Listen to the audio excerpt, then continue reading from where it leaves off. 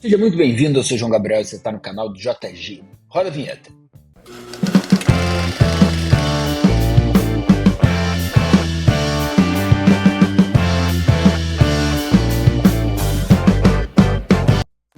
Fala pessoal, como vocês estão? Espero que bem. Neste momento a gente dá continuidade às nossas aulas, iniciando uma nova playlist.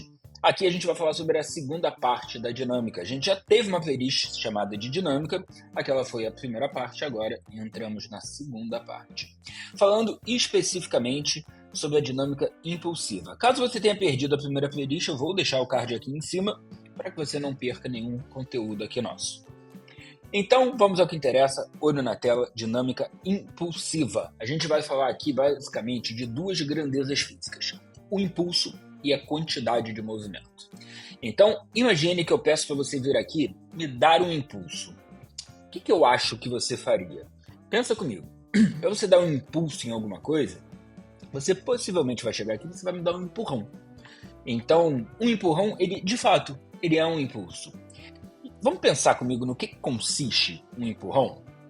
Então, obviamente, para você empurrar alguma coisa, é necessário que você aplique força nessa coisa, né? Então, para você me empurrar, você tem que aplicar uma força em mim. E eu acho que você vai concordar comigo que é diferente você empurrar alguma coisa e você dar um soco em alguma coisa. Ah, claro, João, soco é mão fechada. Não, tudo bem. Você pode empurrar alguma coisa de mão fechada também. E é diferente ainda de você socar. Qual é a diferença entre o empurrão e o soco, considerando os dois de mão fechada? Repara que é o tempo de contato entre, né, quem está socando, quem está empurrando e o objeto que está sendo socado ou empurrado. Então, o empurrão, ele é uma força aplicada por um tempo maior. E é exatamente assim que a gente vai definir esse impulso. Então acompanha comigo. Se eu tenho um corpo aqui qualquer, tá? E eu quero aplicar um impulso sobre ele, a primeira coisa que eu preciso fazer é aplicar força sobre ele. Então vamos supor uma força aqui horizontal voltada para a direita. Quanto mais tempo durar a aplicação dessa força, maior vai ser esse impulso sobre esse corpo. Então, como é que a gente define o impulso? O impulso, então, ele está sendo definido neste momento como sendo a força multiplicada pelo tempo de aplicação dela. Então, força vezes tempo é o que a gente vai ter aqui como o impulso. E se a gente vai falar sobre unidade, como é que fica a unidade desse impulso? A unidade do impulso, uma vez que ele é a multiplicação de força e de tempo, tem que ser a unidade de força multiplicada por unidade de tempo. Força no sistema internacional a gente sabe que é o Newton, vezes o segundo, que é a unidade de tempo, a gente tem aí a unidade, então, desse impulso. Newton vezes segundo é a unidade do impulso. Algo importante. Por que eu estou colocando setinhas em cima de impulso e de força? Porque são grandezas vetoriais. O que eram grandezas vetoriais? Aquelas que dependem de direção e sentido, aquelas que podem ser representadas por setas, como eu estou fazendo aqui com a força no desenho, né? Estou representando por uma seta. Então, toda aquela grandeza que possui direção e sentido, além do seu módulo, claro, é aquela grandeza que a gente vai representar por uma seta e, com isso, a gente vai dizer que é uma grandeza vetorial. Então, tanto impulso quanto força são grandezas vetoriais. E algo que é relevante é você pensar que se a força está para a direita, então o impulso ele está para a direita também. E isso é algo que vai sempre acontecer, tá? Impulso e força sempre terão mesma direção e sentido. Então vou botar isso para você, ó. I e F sempre terão mesma direção e sentido. Impulso e força sempre com a mesma direção e sentido. Ok. Algo que eu não cheguei a comentar, mas que está escrito aqui, é que essa equação ela só vai valer para caso a força ela seja constante. Se essa força tiver uma intensidade variável, o que é intensidade mesmo? Valor variável, então eu não tenho um único valor de força para chegar e tacar aqui na fórmula, né? Então a fórmula não vai me servir. A fórmula só vai me servir quando eu tiver uma força constante. Se essa força for variável, aí a gente tem que recorrer ao gráfico de força por tempo. Se essa força está variando ao longo do tempo, variando como? De qualquer forma. Pode ser assim, ó, linear. Cadê o... Aí a gente tem que recorrer ao gráfico. E quando eu digo recorrer ao gráfico, a gente já fez isso antes, né? É recorrer especificamente à área do gráfico. Por quê? Porque uma vez que o impulso ele pode ser calculado como sendo o produto de força e tempo, então o gráfico de força por tempo, onde você tem esses eixos, é o que vai te gerar esse impulso. A área do gráfico, força por tempo, que gera o impulso. Então, sempre que você tiver um gráfico e você quiser a multiplicação das grandezas que estão no eixo, isso daí é a mesma coisa que você calcular a área desse gráfico. Mas aí a gente vai dizer que o impulso ele é numericamente igual à área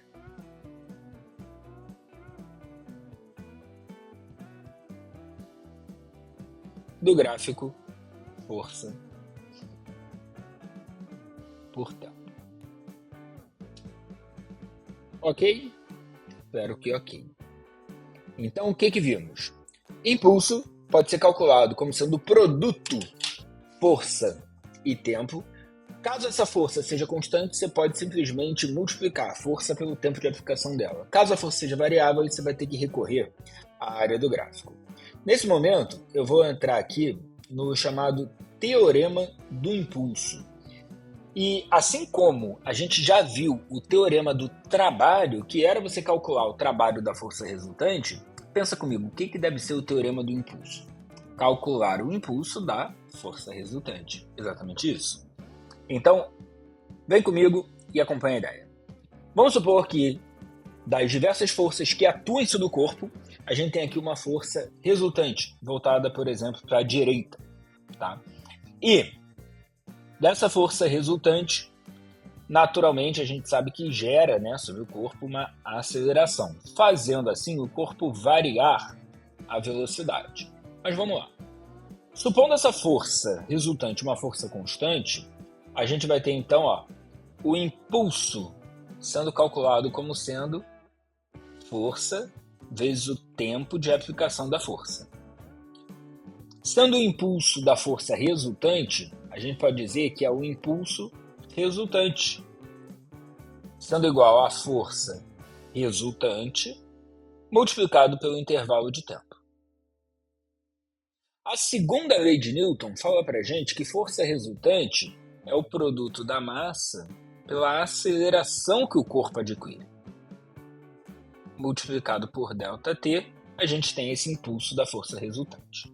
Ok. Quem lembra lá da cinemática qual era a definição da aceleração? A aceleração ela era definida como sendo ΔV sobre ΔT. Vê se você percebe o que vai acontecer agora. Quando a gente multiplicar de novo pelo ΔT, ΔT que aparece em cima e embaixo, a gente pode cortar fora. Ficando então com o impulso resultante sendo massa vezes a variação da velocidade. Tudo que é variação, como é que a gente calcula? É final menos a inicial. Daqui, a gente pode fazer a distributiva, ficando com o impulso resultante sendo igual massa vezes a velocidade final menos a massa vezes a velocidade inicial. E eu quero que você perceba que esse massa vezes a velocidade, já, né, que isso daqui corresponde a um estado final, isso daqui é um estado inicial. Mas esse produto, massa vezes a velocidade, ganha um nome. Isso daqui é o que a gente vai chamar de quantidade de movimento. Aqui associado a uma quantidade de movimento final, aqui associado a uma quantidade de movimento inicial. E tudo que é final menos inicial é o que a gente chama de delta.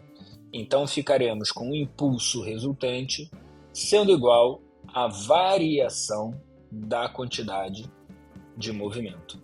É exatamente isso que diz o teorema do impulso, que o impulso resultante ele é igual à variação da quantidade de movimento. Algo que eu estou deixando para botar no final, só para poder te alertar e te chamar a atenção, é que isso daqui, não se esqueça, são grandezas vetoriais, ou seja, impulso é vetorial, força é vetorial. Impulso é vetorial, força é vetorial, porque a aceleração é vetorial. Impulso é vetorial porque a velocidade ela é vetorial. O que faz com que essa tal quantidade de movimento ela também seja vetorial. Logo, isso daqui é uma equação vetorial. Sei que falando assim, tá bom, então só muda que tá botando a setinha em cima. Não. A gente vai ver depois em exercício que isso daqui tem mais coisas nas entrelinhas do que parece, tá? Então, lembrar que isso daqui é uma grandeza vetorial pode mudar completamente a sua forma de resolver um exercício, tá? Obviamente, né? Da forma errada para a forma correta. Então, o que é essa tal quantidade de movimento? Cara, é literalmente uma forma de você quantificar o movimento. Quantificar é dar número, dar um valor. Porque até então, quantidade de movimento, né? Movimento é uma grandeza que, ok, você entende quando um corpo tem movimento, mas ela parece abstrata. Não parece ser factível você conseguir dar números a isso, né? Repara, qual seria o contrário de movimento? Seria o repouso, né? Então, um corpo está em movimento ou ele está em repouso. E aí, se eu te pergunto, o que deve ter mais movimento? Um carro a 80 km por hora ou um carro a 100 km por hora? E eu tenho certeza que você vai falar que o carro a 100 km por hora ele tem mais movimento, o que está correto. Por quê? Porque é mais difícil você colocar em repouso, ou seja, fazer o oposto, né? Você colocar em repouso um carro a 100 km por hora do que um carro a 80 km por hora. Se o carro a 100 km por hora é mais difícil, é porque ele possui mais movimento. Tá? Mas se a gente mudar o contexto e, por exemplo, te perguntar o que é mais difícil de parar? Um carro a 100 km por hora ou um caminhão a 100 km por hora? E, naturalmente, você vai me responder que o caminhão é mais difícil de você parar. Embora os dois tivessem a mesma velocidade. Afinal, velocidade não é a única grandeza associada a movimento. Qual é a diferença entre o carro e o caminhão? É a massa, né? O caminhão ele é muito mais pesado, ele tem mais massa. E se ele é mais pesado, se ele tem mais massa, é mais difícil de colocá-lo em repouso. Mais difícil de tirar do movimento, porque ele possui mais movimento. Então essa grandeza física, que é a quantidade de movimento, que a gente representa pela letra Q, ela não é apenas associada à velocidade, mas também à massa do corpo. É o produto da massa pela velocidade do corpo, sem esquecer que estamos falando aqui de grandezas vetoriais, onde deve-se levar em consideração sua direção e sentido. Ok. Como é que fica a unidade dessa grandeza, dessa quantidade de movimento? Tem que ser a unidade de massa, que no sistema internacional é o quilograma, vezes a unidade de velocidade, que é o metro por segundo. Então, quilograma vezes metro por segundo, a gente tem a unidade da quantidade de movimento. Algo importante a ser mencionado.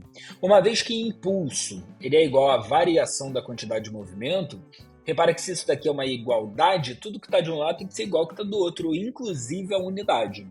Ou seja, a unidade de impulso vai ser igual à unidade de quantidade de movimento. Ué, João, mas você falou agora que a unidade de impulso era Newton vezes segundo. A da quantidade de movimento é quilograma vezes metro por segundo. E essas são unidades equivalentes, tá?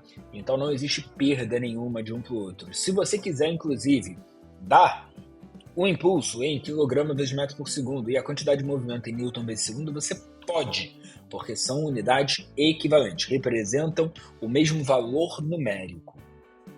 E, da mesma forma que, uma vez que o corpo ele tem velocidade para a direita, essa tal quantidade de movimento também estará para a direita. Ou seja, quantidade de movimento e velocidade tem sempre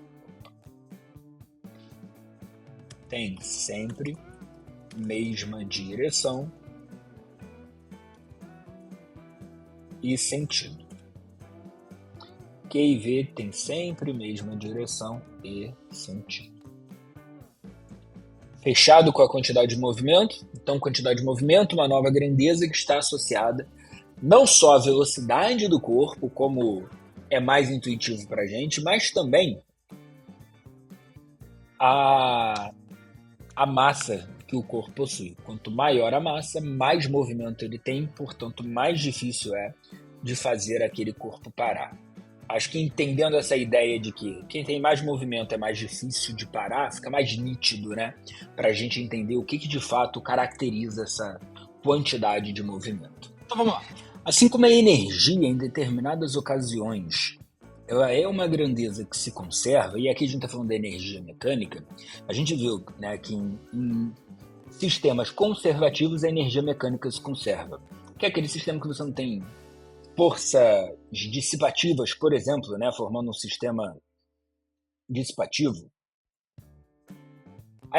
A quantidade de movimento ela também é uma grandeza que pode ser conservada em determinadas ocasiões. Então, para determinados contextos, ela vai ser conservada também. Que é o que eu vou te explicar agora. A conservação da quantidade de movimento. Eu vou te explicar isso dentro de uma colisão e daí a gente expande para casos mais genéricos. Então, qual é a ideia? Vamos imaginar aqui que dois corpos vão colidir.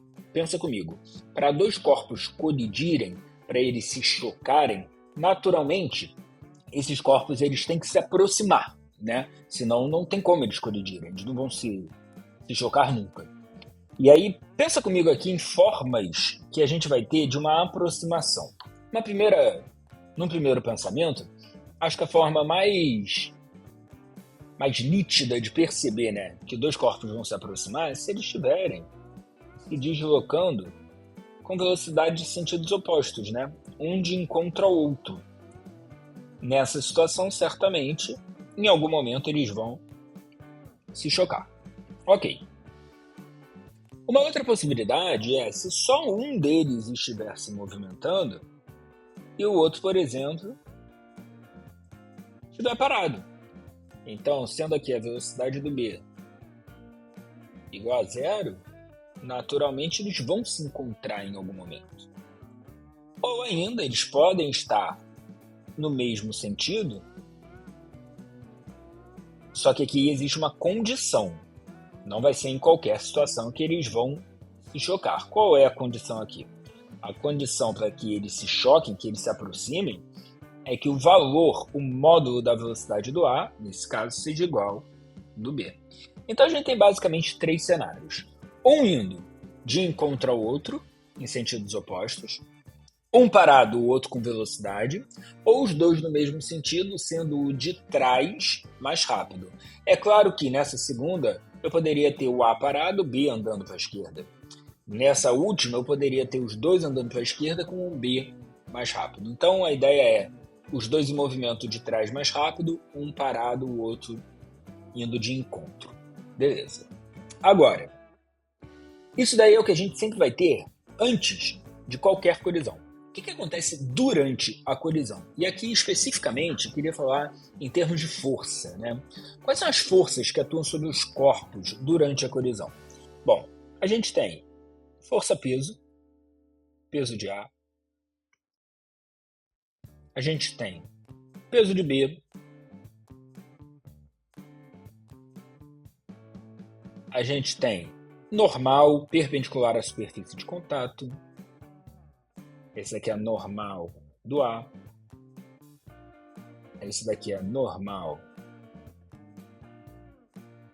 do B. E uma vez que eles estão em contato, um faz força no outro. O A empurra o B para a direita. Essa daqui, olha como é que eu vou chamar. Força que A faz sobre B. E sempre que A faz força no B, a terceira lei de Newton nos garante que B vai fazer força no A. Essa aqui é a força que B faz sobre o A. Ok. Essas forças, por definição da terceira lei de Newton, têm que ter mesma direção, mesmo valor e sentidos opostos. E é claro que, individualmente para cada corpo, já que essas forças atuam em corpos diferentes, elas não se cancelam. Mas eu gostaria de propor aqui um outro pensamento. Gostaria que a gente pensasse aqui nos dois corpos constituindo um sistema. João, não entendi nada. Como assim dois corpos constituindo um sistema? O que você quer dizer com isso? Quero dizer que é como se os dois corpos eles formassem um único corpo. Então, corpo A e corpo B juntos formam aqui o que a gente chama de um sistema. É como se a gente tivesse um único corpo. E aí pensa comigo. Sabendo que teorema do impulso fala pra gente que o impulso resultante ele é igual à variação da quantidade de movimento. Como é que a gente calcula o impulso da força resultante? É a própria força resultante vezes o tempo de aplicação desta força. E isso daqui vai ser igual à variação da quantidade de movimento, que é a quantidade de movimento final menos a quantidade de movimento inicial. Ok. Mas se a gente pensar no sistema, acho que você vai concordar comigo que peso e normal, uma vez que tem sentidos opostos, e mesmo valor, se cancelam, sobrando apenas as forças de contato entre os corpos. Mas se a gente está considerando o sistema, essas forças de contato atuam então em um corpo só, porque a gente está considerando o corpo A e B como se fosse um corpo só. E se essas forças têm o mesmo módulo, mesma direção e sentidos opostos, elas também se cancelam. E se elas se cancelam, quanto sobrou para a força resultante? Zero, né? E aí, se a força resultante para o sistema vale zero, zero vezes qualquer coisa dá zero. Com isso, a gente vai ficar com a quantidade de movimento inicial, só jogar a quantidade de movimento inicial para a esquerda, somando o zero, sendo igual à quantidade de movimento final. Se a quantidade de movimento inicial, o que é no início, antes dessa colisão, for igual à quantidade de movimento no fim, o que é no fim, depois da colisão, a gente até pode escrever quantidade de movimento antes da colisão sendo igual à quantidade de movimento depois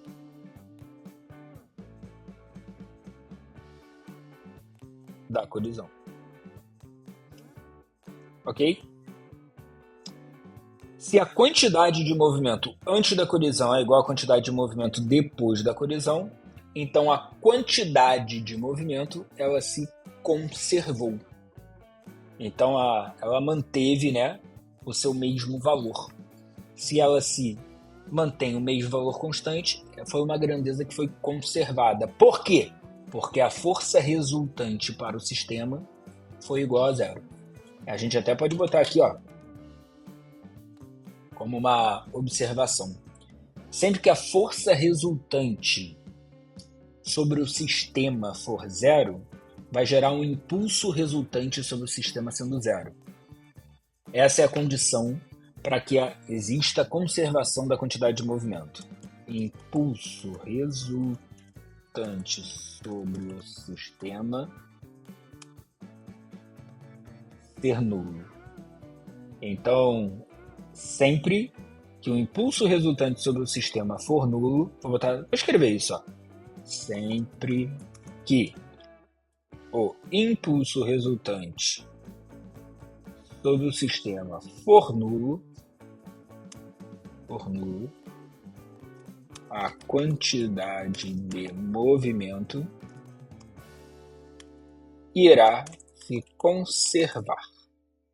Sempre que o impulso resultante sobre o sistema for nulo, a quantidade de movimento irá se conservar. Quando que o impulso resultante vai ser nulo? O impulso resultante vai ser nulo em duas situações. Ou a força resultante é nula, ou o tempo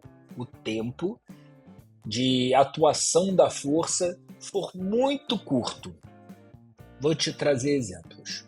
Repara que para a força resultante ser nula, basta que essas forças internas se cancelem. O que é a força interna? Que A faz em B, B faz em A. Então, isso vai acontecer em qualquer colisão, isso vai acontecer em um empurrão, isso vai acontecer em um disparo de arma, onde o projétil sai, e aí você pode pensar, se o projétil sai, de forma grosseira, quem jogou o projétil para frente foi a arma. E se a arma joga o projétil para frente, o projétil joga a arma para trás. É por isso que existe o coice da arma, porque a arma volta justamente para conservar essa quantidade de movimento. Um outro caso que aparece muito também é uma explosão. Então, se você pega o corpo, uma granada, e você solta, vamos supor que ela se divide em dois pedaços, tá? Um pedaço vai para um lado, outro pedaço vai para o outro, porque basicamente um pedaço só foi para o lado porque o outro empurrou ele. Então aqui também existe a conservação da quantidade de movimento. Então as forças atuantes sobre a granada, repara que elas não vão realizar aqui um impulso, por quê? Porque é muito rápida a explosão. Então esse é o caso aí em que você vai ter, por exemplo, um intervalo de tempo muito rápido e o impulso resultante será igual a zero, não produzindo assim variação da sua quantidade de movimento. Ok. E o que acontece depois? Vamos pegar esse primeiro caso aqui, que vinha antes. Corpo A para cá, corpo B para cá. Depois que colidem, o que pode acontecer? Acho que você vai concordar comigo que se cada um estava vindo para um lado, eles podem se chocar e cada um sair para um lado. Ou ainda, eles podem se chocar e os dois irem para o mesmo lado, seja de um lado ou outro. Ou ainda, eles podem se chocar, um ficar parado e o outro voltar. Eles podem se chocar, os dois ficarem parados. Existem muitas possibilidades do que pode acontecer. Então, se a questão ela não for clara em relação ao que vai acontecer, a gente não tem como saber o que vai acontecer. E aí, em geral, quando você não sabe, o que você faz? Chegou no Enem e caiu lá em questão que você não sabia fazer. O que você faz? Chuta. Então, vou chutar o que vai acontecer aqui com esses dois corpos, A e B. Vou chutar que os dois, por exemplo, vão sair andando para a direita. A com uma velocidade que eu vou chamar de VA', só para diferenciar, tá? Para diferenciar lá da velocidade inicial. E B com uma velocidade que eu vou chamar de VB'. Eu quero que você perceba que, se eu faço essa suposição que os dois corpos estão saindo para o mesmo lado, não significa que de fato é isso que vai acontecer. Mas, supondo que ao final das minhas contas eu ache que a velocidade do A é de menos 2 metros por segundo, esse sinal de menos está me indicando que, na verdade, eu errei para onde o corpo vai, mas que, na verdade, estaria voltando com uma velocidade de 2 metros por segundo. Então, quando eu faço essa suposição, eu não tenho que me preocupar se ela é uma suposição correta ou não, porque no final o resultado vai me dizer se ela é uma suposição correta. E aí, a partir do momento que ele me diz que é uma velocidade negativa, e eu entendo isso como uma velocidade para o outro lado, isso significa que, de alguma forma, eu adotei um referencial, como, por exemplo, positivo, para a direita, no mesmo sentido da velocidade dos corpos. E é isso que você tem que fazer. Então, em toda colisão que você não sabe o que vai acontecer depois, a estratégia a ser tomada é: chuta o que acontece e suponha que para esse lado que você chutou seja positivo. Caso você tenha errado na sua suposição, o seu resultado ele vai te indicar o que aconteceria. Caso seja negativo, o corpo volta. Caso seja zero, o corpo fica parado. E é isso aí. Mas vamos continuar para a gente finalizar aqui nosso conteúdo. Vou falar de coeficiente de restituição.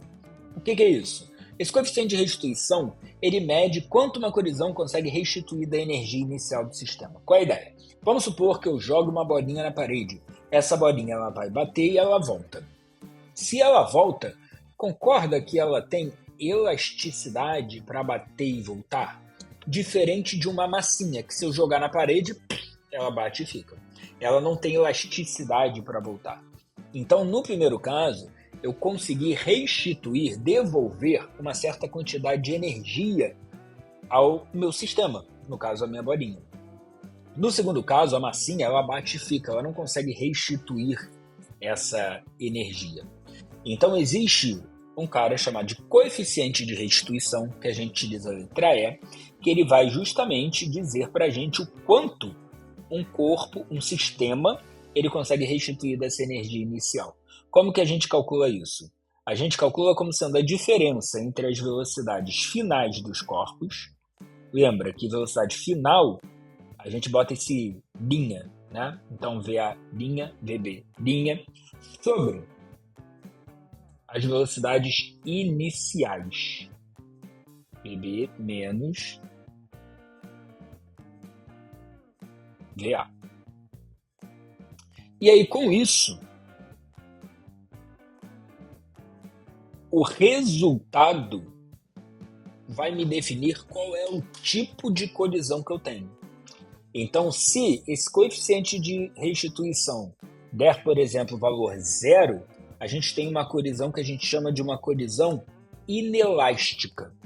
Enquanto que um coeficiente de restituição igual a 1 é a ideia de ter conseguido restituir toda a energia inicial do meu sistema.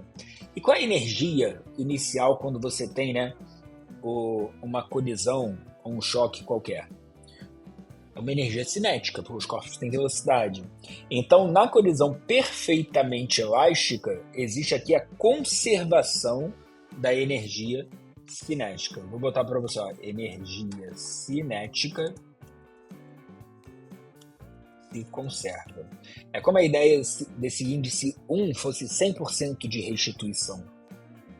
Então, na colisão perfeitamente elástica, a energia cinética se conserva. E na colisão parcialmente elástica, bom, a gente vai ter um valor entre 0 e 1. Então, esse tipo de colisão ele vai se dar dependendo do valor do coeficiente de restituição.